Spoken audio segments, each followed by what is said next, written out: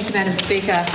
I rise tonight to read some initial comments to the House about the International Panel on Climate Change Special Report on the Ocean and Cryosphere in a Changing Climate, which was just tabled less than a day ago in Monaco. I haven't had time to read this in depth, but I'm afraid to say that it has the same gravity of news that the recent IPCC reports have brought to us, the one on land use and land use change, and the previous one in October last year on the state of our progress towards meeting the targets that we must meet to hold to the Paris Agreement, which we have committed to as a group of countries on the planet, and that report in October last year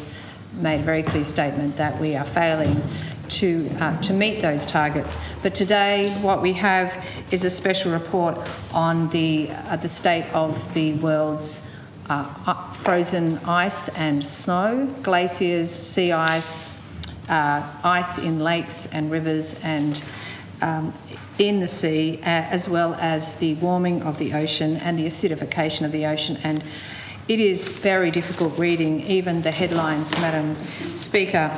Chapter 6 is probably the one which is, I just want to dwell on some of the comments that have been made from that very important report. More than 100 scientists from more than 30 countries have brought together the best knowledge about where we are, and the news is poor. It's very poor. We are melting ice everywhere around the planet faster than it has ever been recorded, and that is leading to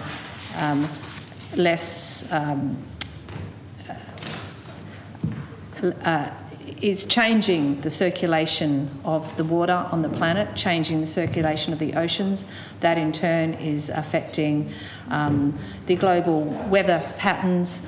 It's affecting the heating of the water, the acidification of the sea, which is also affecting the ability of molluscs and other marine animals to create hard shells. So how is this affecting Tasmania? Well, in Tasmania in 2015-16, we had the longest ever recorded marine heat wave. 251 days, the water off the east coast of Tasmania was 3 degrees or more higher than the long-term average for water. It was, for 251 days, the most intense and the longest ever recorded marine heat wave on the planet off our east coast. And what we know after that is that we now have no more kelp forests growing on the east coast of Tasmania. We have a huge number of feral invasive species that are moving into the area,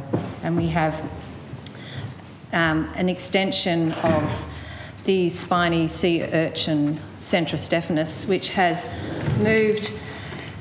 It has been present on the east coast of Tasmania for a while, but the evidence of Centra stephanus, the sea urchin, is that it has dominated and overtaken the rocky reefs of at least 30% of the east coast of Tasmania, and the expectation is that unless dramatic changes are made in how we manage the east coast ocean and the animals and in it and our fishing of that place, that there will be 30% lost in a couple of years, and with predictions of more than 50 to 70% in the several years after that. We know from scientists that in the north of the east coast that up to 50% of rocky reefs have already disappeared. What does that mean? Well, what that means, Madam Speaker, is dire impacts on our fishing, all the fish that live in the rocky reefs and that require those reefs for their survival. It means with the warming of the waters that's happening, there is a real devastation and grave threats for abalone, for rock lobster, for scallops, for finfish and scalefish.